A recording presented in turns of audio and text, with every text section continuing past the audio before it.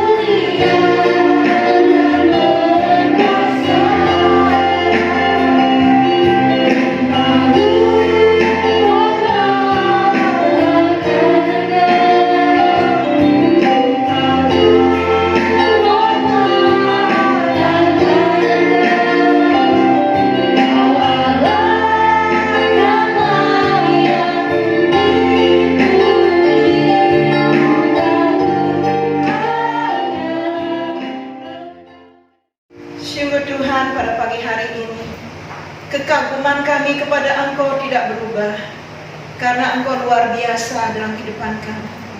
Keindahan alam ciptaan Tuhan membuat kami semakin kagum kepada Engkau. Kami boleh melihat, menyaksikan betapa semua teratur, tertib, begitu indah ciptaan Allah. Biarlah kami juga sebagai umat Tuhan yang Kau ciptakan dengan kekuatan kuasa-Mu, saat pagi hari ini Tuhan, lewat ibadah ini kami boleh mengungkapkan rasa kagum kami kepadamu melalui puji-pujian yang akan kami angkat, melalui penyembahan kami, bahkan melalui firman Allah yang membuat kami terkagum-kagum, karena firman Allah yang mengubah hidup kami, firman Allah yang membaharui kehidupan kami, dan firman inilah yang memberikan kami kekuatan. Inilah iman kami bersama-sama Allah, bahwa Tuhan memimpin ibadah kami dari awal pertengahan dan sampai akhirnya. Semua anak-anak Tuhan, semua kami melayani Engkau, dan kami jemaat Tuhan yang hadir menerima pengurapan daripada Allah, pencerahan daripada Allah, dan kami semua masing-masing diberkati oleh Tuhan. Pagi hari ini Tuhan, kami akan memuji Tuhan dengan sorak-sorai, dengan kekuatan berasal daripada Allah. Oleh sebab itu kami buka ibadah kami di dalam nama Tuhan Yesus. Bersama-sama kita katakan amin.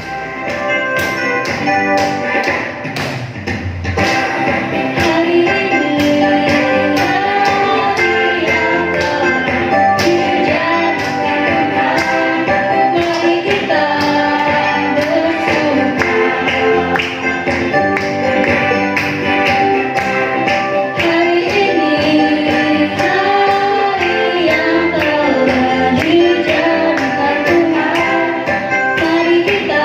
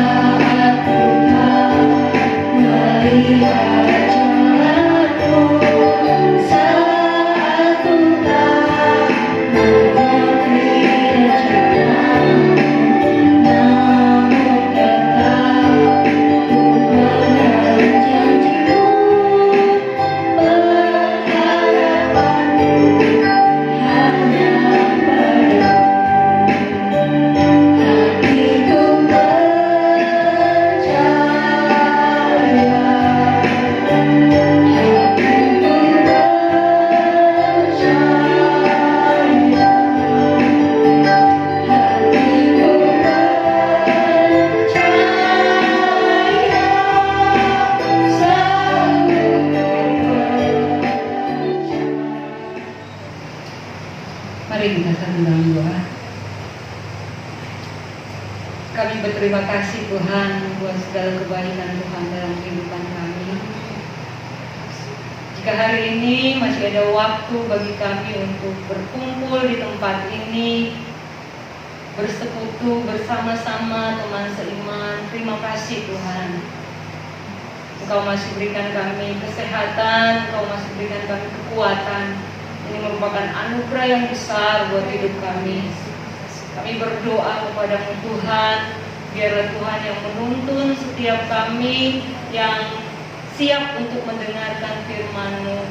Bukalah Tuhan pengertian kami, mata rohani kami, supaya kami semakin belajar dan belajar lagi tentang Tuhan dan firman-Mu. Sehingga ya Tuhan, kami tahu pasti arah yang akan kami tuju, karena ada firman-Mu yang membimbing kami. Bungkus setiap kami dengan kuasa darah-Mu Tuhan. Di dalam nama Yesus Tuhan, kami percaya Tuhan Engkau hadir di tengah kami dan Engkau pasti memberkati kami. Terpujilah Engkau Allah yang hidup. Kami sambut firman-Mu dengan pengucapan syukur hanya di dalam nama Yesus. Haleluya. Amin. Puji nama Tuhan. Tuhan Yesus baik. Haleluya. Masa-masa ini dibutuhkan hati yang kuat, ya, yang selalu mau mengucap syukur kepada Tuhan apapun keadaannya. Ya saudara yang kasih Tuhan ya. Nah, hari ini kita akan melihat beberapa hal. Nah, saya beberapa waktu yang lalu seperti diingatkan lagi oleh Tuhan tentang apa sih yang menjadi tujuan hidupmu. Ya saudara, ketika kita melihat keadaan sekitar kita dan bagaimana orang berjuang untuk bertahan hidup, saya tahu ini nggak mudah. Tetapi apakah kita mau membuang dengan percuma segala waktu kita, tenaga kita, pikiran kita hanya untuk sesuatu yang kita tidak tahu? Nah, akhirnya saya tuh seperti diingatkan, apa sih tujuan hidupmu?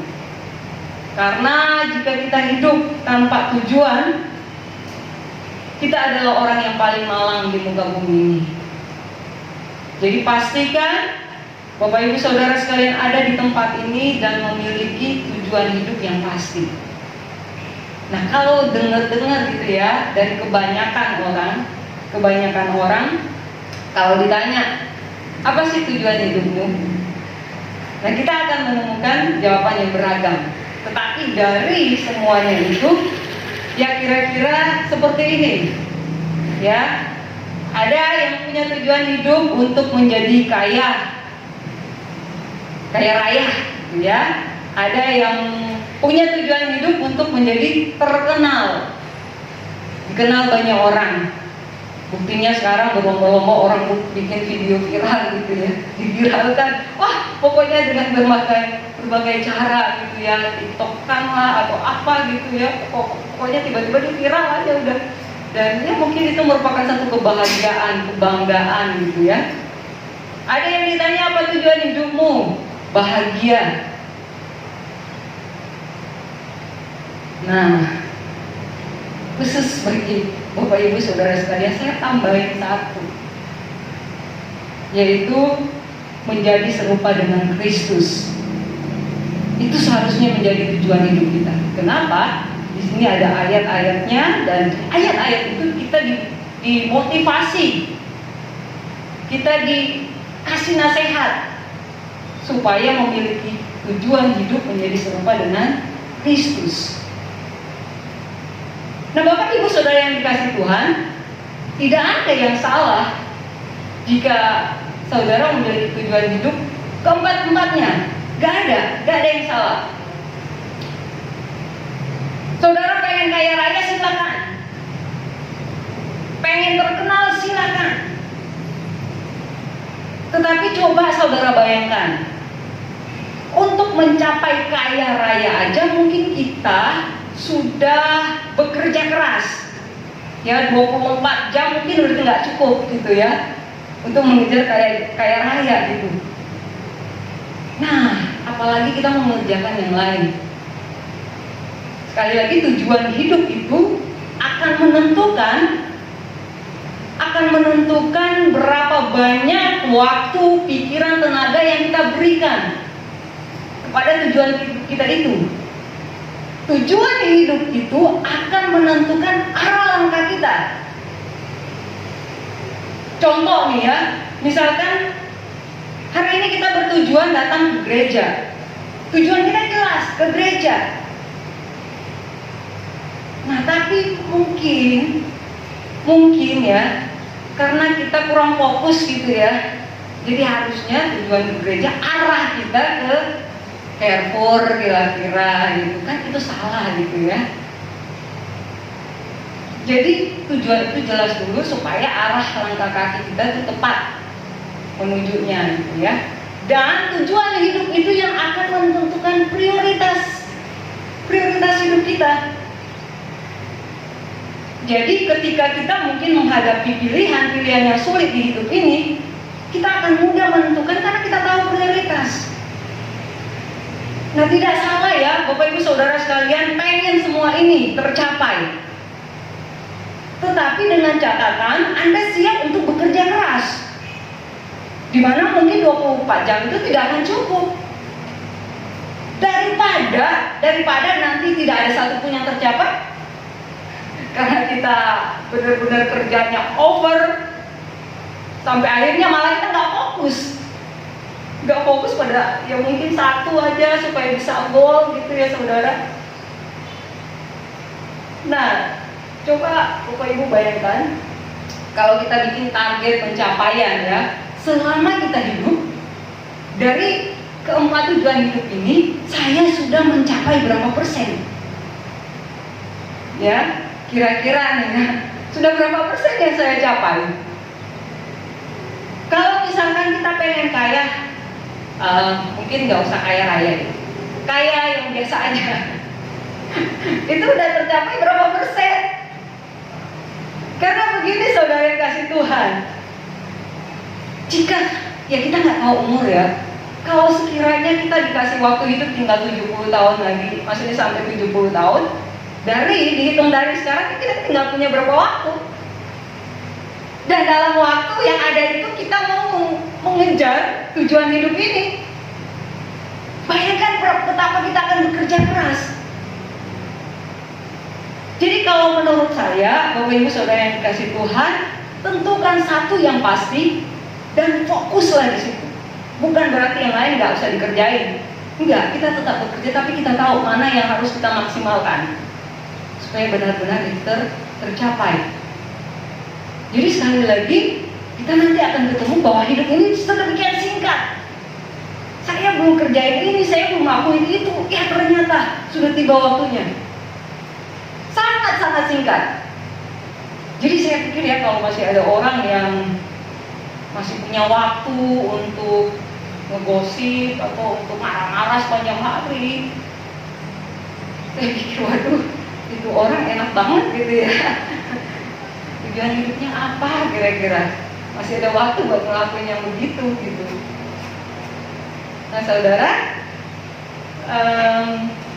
jadi mari kita tentukan apa sebetulnya yang menjadi tujuan hidup, supaya dengan demikian kita bisa berstrategi, kita bisa benar-benar menentukan arah kita mau kemana. Jadi nggak banyak buang waktu, nggak banyak buang tenaga, nggak banyak buang pikiran untuk sesuatu yang sebetulnya bukan tujuan hidup kita. Karena kalau pada akhirnya saudara yang kasih Tuhan, kita tidak mencapai apa-apa, ya udah hidup di dunia susah gitu ya, terkenal enggak, masuk neraka pula. Bayangkan betapa malangnya itu hidup orang seperti itu. Jadi pastikan benar-benar Anda yang masih muda, jangan pikir wah jalan saya masih panjang. Jadi santai aja, santuy. Kita kita nggak pernah tahu ini hidup. Jadi kalau engkau tidak mempersiapkan dari sekarang tujuan hidupmu yang jelas, sekali lagi kita akan banyak membuang waktu, tenaga, pikiran percuma. Saya pengen ini semua jemaat tahu, karena dengan demikian Bapak Ibu Saudara yang kasih Tuhan, ya kita tahu saudara itu mau kemana. Kalau memang tujuannya, oke, saya pengen belajar lebih lagi supaya saya semakin hari menjadi serupa dengan Kristus. Yang paling tidak kita bisa bantu berdoa dan kita maksimal di dalam pemberitaan firman Tuhan, supaya jemaat sekalian boleh bertumbuh semakin hari, semakin dewasa, semakin hari pengetahuannya tentang Tuhan semakin mantap lagi. Ya saudara yang kasih Tuhan. Nah, saya tiba pada intinya. Kita masih di dalam topik tentang lupa. Lupa itu adalah tidak ingat. Itu cuma lawan katanya saja ya. Lupa itu tidak ingat. Saya pikir-pikir ya saudara yang kasih Tuhan, yang bikin seseorang benar-benar tidak, sama sekali tidak ingat, itu hanyalah penyakit lupa. Ada loh penyakit lupa, ya. Yang saya tahu sih ada yang namanya amnesia, ya. Amnesia itu hilang ingatan. Ada lagi yang namanya Alzheimer, yaitu penyakit otak yang menyebabkan penurunan daya ingat seseorang. Nah, kalau udah kena sakit ini ya memang itu orang udah jadi pelupa, dan kemungkinan juga dia bisa lupa Tuhan. Tetapi ya lupa itu memang dekat sekali sih dengan kehidupan kita ya. Lupa itu manusiawi, memang setiap orang mengalami. Kalau orang bilang itu dulu cuma penyakit orang tua, tapi sekarang saya perhatikan nggak juga saudara kasih Tuhan. Ya semua usia sudah dilanda dengan yang namanya lupa. Ya ada juga pura-pura lupa gitu ya. Tapi memang lupa ini unik ya saudara, karena kadang-kadang dijadikan alasan untuk menghindar dari satu tanggung jawab. Dan orang ketika bilang lupa, ya udahlah, mau bilang apa lagi, cuma bisa memaklumi, gitu kan ya. Nah saudaraku, jadi di ayat mas kita sepanjang bulan ini dikatakan, maka berhati-hatilah supaya jangan engkau melupakan Tuhan yang telah membawa kamu keluar dari tanah Mesir, dari rumah perbudakan. Saya sih tidak. Kalau kita mengambil pengertian lupa itu tidak ingat gitu ya, saya yakin ya secuek-cueknya seseorang itu kalau dia sehat, dia pasti nggak akan lupa Tuhan. Seenggak pedulinya seseorang, sekali lagi kalau dia sehat walafiat, dia pasti nggak akan pernah lupa Tuhan. Yang mungkin yang dia lupa adalah lupa berdoa gitu ya, lupa baca firman Tuhan, mungkin. Nah, waktu membaca ayat ini saya pikir kira-kira apa yang dimaksud dengan melupakan Tuhan. Ini apa sih? Nah, saudara yang dikasih Tuhan, kitab Ulangan ini adalah kitab yang ditulis oleh Musa, yang berisikan amanat-amanat dari Musa, ya. Mulai dari Musa mengingatkan tentang perjanjian bangsa Israel dengan Allah, ya. Musa pun memberitahu peringatan-peringatan, peraturan, ketetapan dan sebagainya, saudara yang dikasih Tuhan. Jadi bisa dikatakan kitab Ulangan ini pun dibilang kitab hukum kedua. Kenapa? Karena kitab Ulangan menyatakan kembali atau dia merangkum sabda Allah dari keempat kitab sebelumnya. Ya, kalau Bapak Ibu Saudara baca akan menemukan seperti ada pengulangan-pengulangan dari kitab-kitab sebelumnya. Termasuk 10 hukum ya, yang udah ada di Keluaran, ada lagi di Ulangan. Nah, kenapa demikian? Ada beberapa alasan. Musa dia berdiri dengan begitu banyak bangsa Israel, Saya belum mempelajari dengan dalam profil dari Musa ini, tetapi dari bagian ini saya menemukan bahwa dia seorang pemimpin yang luar biasa. Karena dia tahu dia tidak akan ikut masuk ke tanah perjanjian. Jadi penting bagi dia untuk mempersiapkan bangsa Israel untuk ada pembekalan ketika mereka memasuki tanah perjanjian. Jadi seorang pemimpin yang benar-benar bertanggung jawab. Dia tidak melepaskan tanggung jawabnya hanya karena dia merasa dia akan selesai. Dia bekerja sampai garis akhir. Saudara yang kasih pelajar, kalau kita lihat kitab Ulangan, kecuali tulisan yang terakhir yang menceritakan tentang kematian Musa, itu udah bukan Musa lagi yang tulis. Tapi benar-benar dia dengan penuh tanggung jawab. Jadi saya bisa bayangkan Bapak Ibu Saudara yang kasih ketika keluar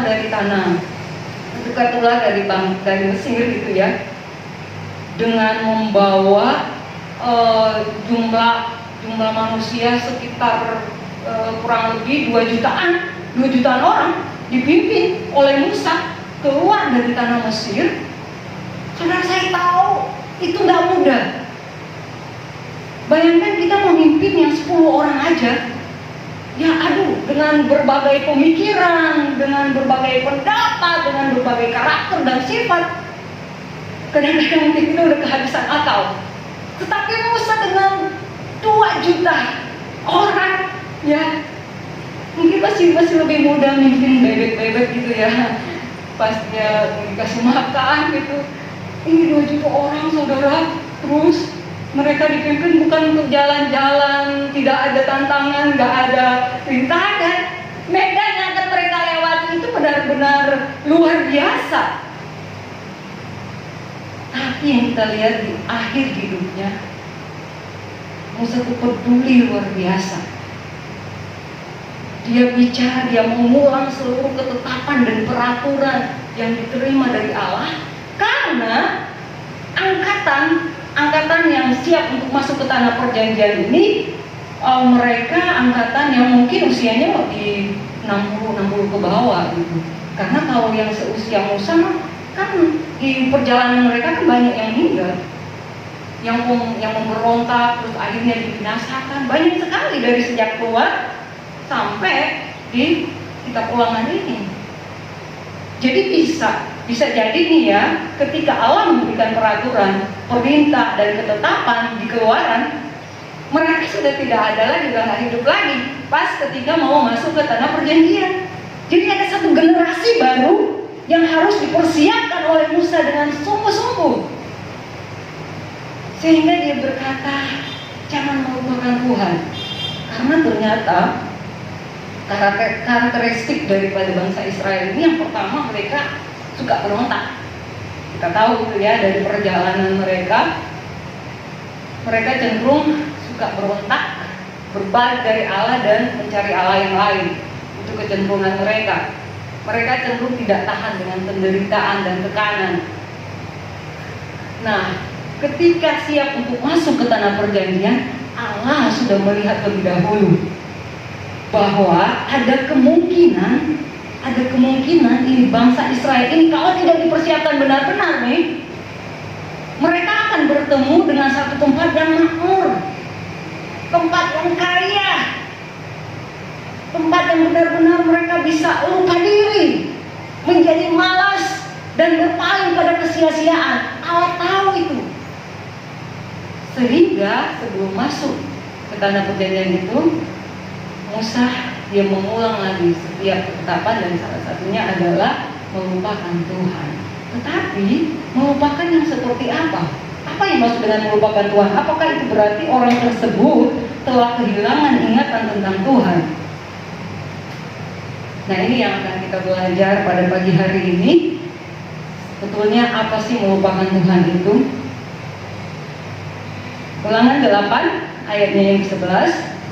Hati-hatilah supaya jangan engkau melupakan Tuhan Allahmu dengan tidak berpegang pada perintah, peraturan, dan ketetapannya yang kusampaikan kepadamu pada hari ini. Jadi artinya apa? Melupakan Tuhan itu adalah apabila kita tidak berpegang pada firman-Nya. Jadi sekali lagi jemaat yang dikasih Tuhan, kita dikatakan melupakan Tuhan apabila hidup kita tidak berpegang pada firman Tuhan. Apa yang saudara pahami tentang memegang firman Tuhan? Ini Alkitab, ini firman Tuhan, dan saya pegang. Ini yang dimaksud atau gimana? Setiap bangun pagi, saya ambil Alkitab dan saya pegang. Tuhan, saya tidak melupakan firman-Mu, saya tidak melupakan Engkau, karena saya pegang nih firman. Gampang ya saudara ya. Tapi ternyata saudara yang dikasih Tuhan, apa yang dimaksud dengan memegang firman Tuhan adalah kita mau menjadikan firman Tuhan ini sebagai pedoman hidup. Kita mau menjadikan firman Tuhan ini sebagai barometer hidup kita. Jadi setiap apa yang akan kita lakukan acuannya di firman Tuhan. Tetapi sering kali kita suka kebalik. Setelah udah babak dengan masalah, udah buntu pikiran, baru kita mau baca firman Tuhan. Tapi saudara yang dikasihi, cobalah kita mulai dengan membaca firman Tuhan dulu. Karena kita tahu ini adalah pegangan hidup kita. Sama ya kalau orang ya yang masih jauh dari Tuhan, kan mereka suka punya jimat gitu ya. Dibilang pegangan gitu. Dia bawa kemana-mana. Nah saudaraku, Alkitab ini, firman Tuhan ini adalah pegangan kita. Ibarat seorang anak kecil yang sedang berjalan dan dia memegang tangan ibunya. Dia merasa aman. Dia tahu saya pasti akan dilindungi. Ya, ibarat seorang yang mungkin sedang berontak mau tenggelam di lautan lepas, tapi habis itu dia menemukan satu balok dan dia berpegang di situ. Jadi saudaraku, kita akan melupakan Tuhan apabila kita tidak berpegang pada firman Tuhan. Jadi pertanyaannya, pada siapa Anda berpegang hari ini? Kepada manusia? Kepada kekayaanmu? Kepada popularitasmu? Kepada jabatanmu? Kepada siapa? Sekali lagi, engkau melupakan Tuhan jika engkau tidak berpegang kepada firman Tuhan. Nah, ini yang pertama ya, Bapak Ibu Saudara yang dikasih Tuhan. Kita akan dikatakan melupakan Tuhan apabila kita tidak berpegang pada firman Tuhan. Saya tahu di keadaan dunia zaman sekarang ini, ya ada banyak hal lah yang menggoda kita untuk tidak berpegang pada firman Tuhan. Tetapi jika kita mau berhasil, mari kita berpegang kepada firman Tuhan. Yang kedua,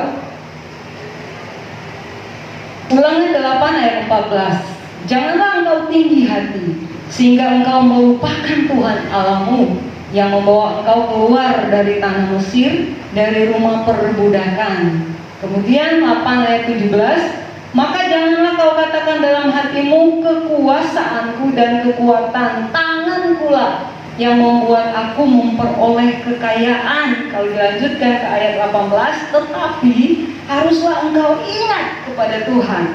Nah yang kedua, Bapak Ibu Saudara yang dikasih Tuhan, kita akan melupakan Tuhan apabila menjadi sombong dan membanggakan kekuatan diri sendiri. Ini ya susah mengukurnya ya saudara. Susah mengukurnya karena saya belum ketemu si orang yang saya sombong loh dengan lapakan gitu ya, mau berkata saya sombong gitu. Jadi Allah sudah melihat bahwa bangsa Mesir ini akan memasuki satu bangsa satu tempat yang benar-benar luar biasa, yang bisa membuat mereka nyaman hidupnya, dan mereka akan menjadi satu bangsa yang mandiri, tidak ada lagi perbudakan. Jadi mereka bisa mengatur hidupnya sendiri. Tetapi Allah mau supaya mereka ingat bahwa apapun itu bukan jadi karena kekuatanmu, bukan jadi karena kebisaanmu, tetapi semua karena Tuhan. Saudara ingat yang film Titanic gitu ya, itu kan sebetulnya kisah nyata ya. Jadi ternyata yang membuat kapal ini, dia pernah berkata bahwa bahkan Tuhan tidak akan mampu menenggelamkan kapal ini, karena kapal ini sangat kuat, sangat mewah, kapal ini yang terbaik. Tetapi yang kita tahu kisahnya adalah dia mendapat gunung es dan kira-kira ada 1.500 korban. Itu bahaya, benar saudara ya. Kesombongan itu bahaya. Nah, saya membaca beberapa kaum rohani yang mengatakan seperti ini tentang ciri-ciri orang sombong. Yang pertama, menentang otoritas di atasnya. Yang kedua, tinggi hati. Yang ketiga, merasa paling benar. Yang keempat, suka pamer pencapaian. Yang kelima, terus bicara namun tidak mau mendengar. Yang keenam, mengucapkan kasih namun tidak pernah melakukan. Sesimpel itu. Ada banyak, tapi saya cuma ambil 6 poin aja, karena yang lain sebetulnya pengertiannya sama. Jadi kita akan melupakan Tuhan apabila kita menjadi sombong. Sombong dan rendah hati itu batasnya itu tipis sekali, saudara yang kasih Tuhan. Tipis. Yang kadang-kadang kita susah untuk membedain. Ini benar-benar rendah hati apa enggak sih?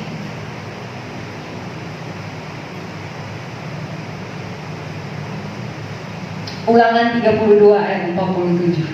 Saya akan mengakhiri dengan ayat ini. Sebab perkataan ini bukanlah perkataan hampa bagimu.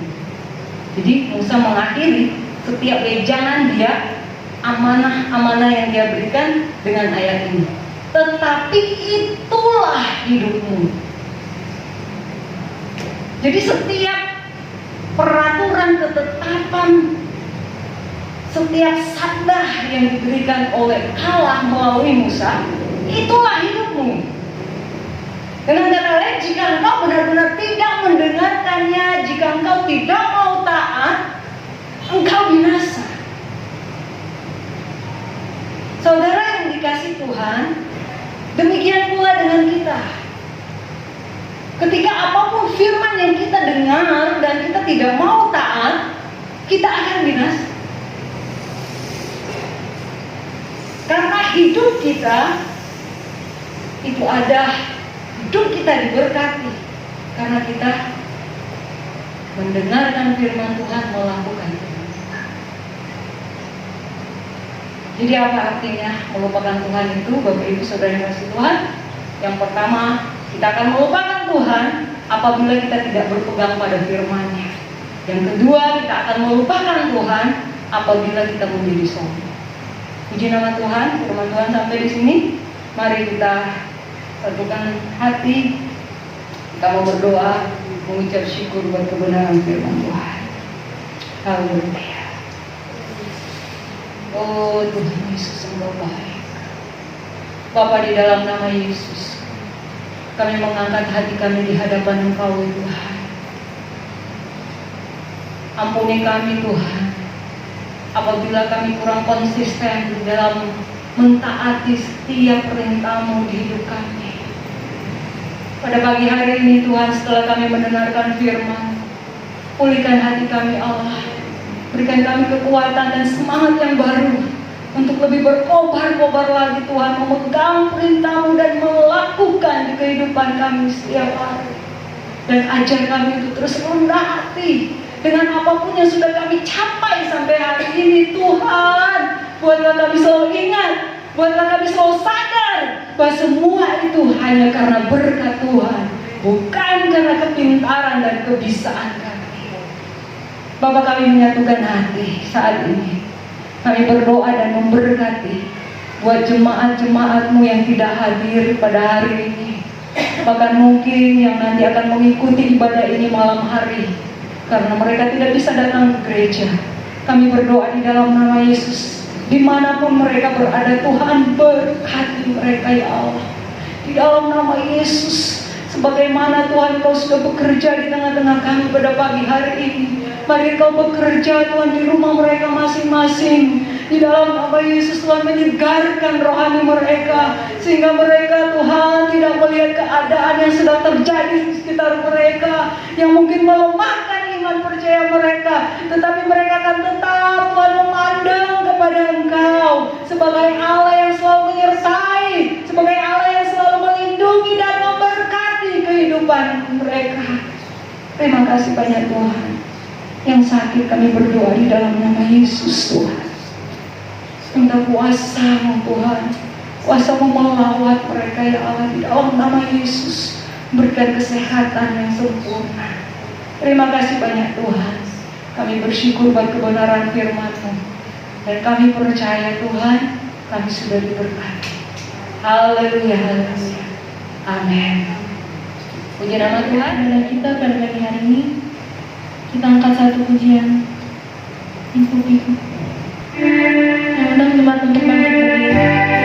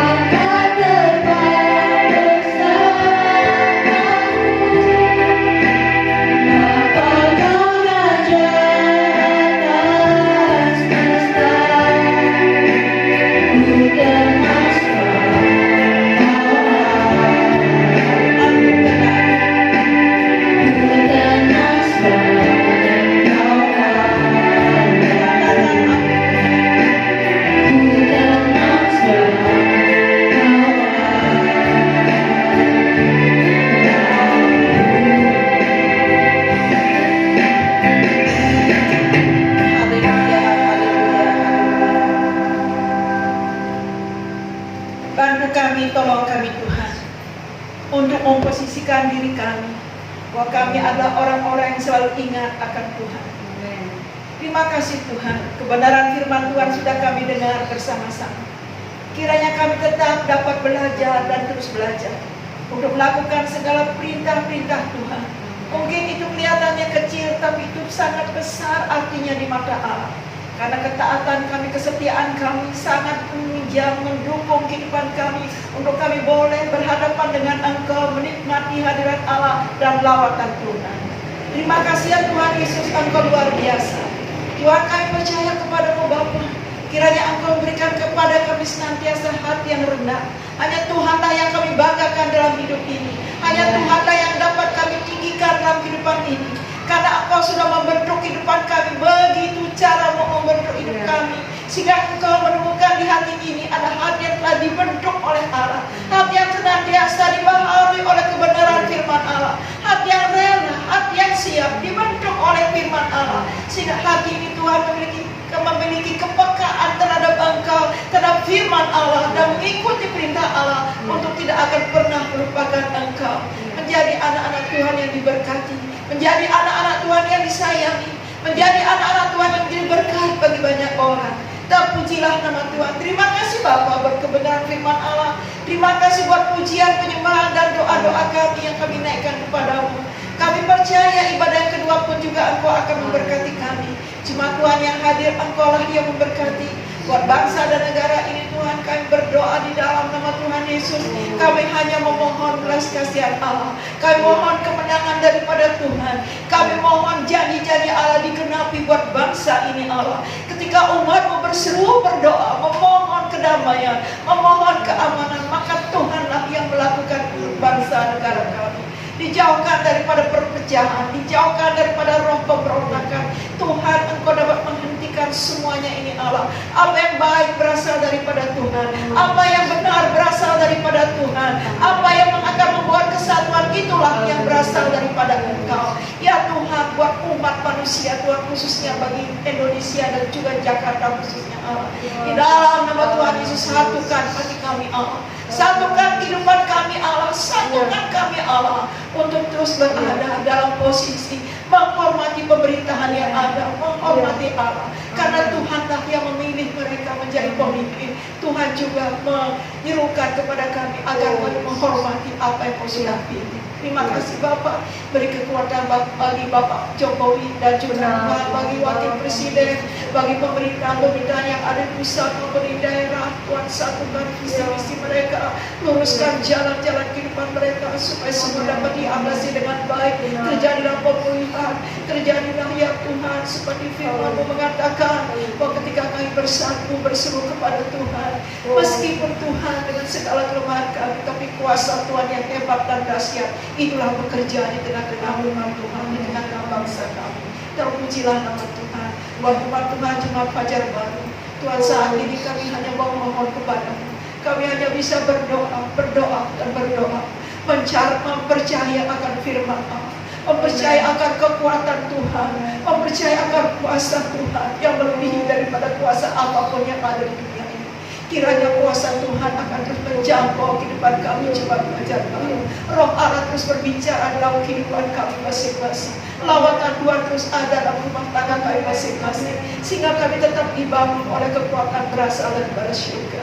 Bukan diri kami membangun diri kami, tetapi Tuhan akan membangun kehidupan kami. Terima kasih Bapak, baik yang datang ke gereja maupun yang tidak bisa datang ke gereja. Doa kami, permohonan kami pagi hari ini, berkatilah kami semua Tuhan. Tolongilah kami dengan kuasa-Mu. Selamatkanlah kami daripada virus corona ya Allah. Karena kami hanya menaruh harapan kami, hidup kami kepada-Mu. Baik anak-anak, remaja maupun yang dewasa atau yang sudah lanjut umur, kami percaya kepada-Mu Bapa, bahwa doa kami pada pagi hari ini berkenan di mata Allah. Karena doa ini kami naikkan di dalam nama Tuhan Yesus, dalam pimpinan Roh Allah, di rumah Allah yang kudus yang Kau sudah memberikan bagi kami. Inilah permohonan dan doa kami. Terima kasih ya Tuhan. Ibadah kedua Engkau memberkati. Anak-anak Tuhan yang akan terus melayani Engkau dalam ibadah kedua, Tuhan juga akan memberkati. Ya Allah, syukur Allah, haleluya, haleluya, haleluya. Kami mohon Tuhan, bekerjalah melalui kekuasaan kuasa Roh Allah di tengah-tengah ibadah kami. Jumpai kami Tuhan, izinkan umat-Mu berjumpa dengan Engkau secara pribadi, supaya kami semakin kuat di dalam Tuhan. Berjumpa dengan Engkau melalui pujian, berjumpa dengan Engkau ketika kami berdoa, berjumpa kepada-Mu ketika kami mendengar firman Allah, sehingga kekuatan ilahi itu menjadi bagian kami. Kami tidak mudah goyah, kami tidak mudah goncang, melainkan jemaat Fajar Baru adalah jemaat Tuhan yang kuat karena Tuhan memberi kekuatan bagi kami. Terpujilah nama Tuhan. Terima kasih Bapa. Apabila Tuhan sebentar lagi kami akan menunggu menanti ibadah yang kedua, kami akan tetap ada di ruangan ini. Bagi yang pulang, Tuhan kami mohon kepada penyertaan Tuhan ada bagi kami masing-masing. Oleh sebab itu Bapak Ibu yang dikasih oleh Tuhan, sekarang angkatlah kedua tanganmu dan terimalah berkat Tuhan.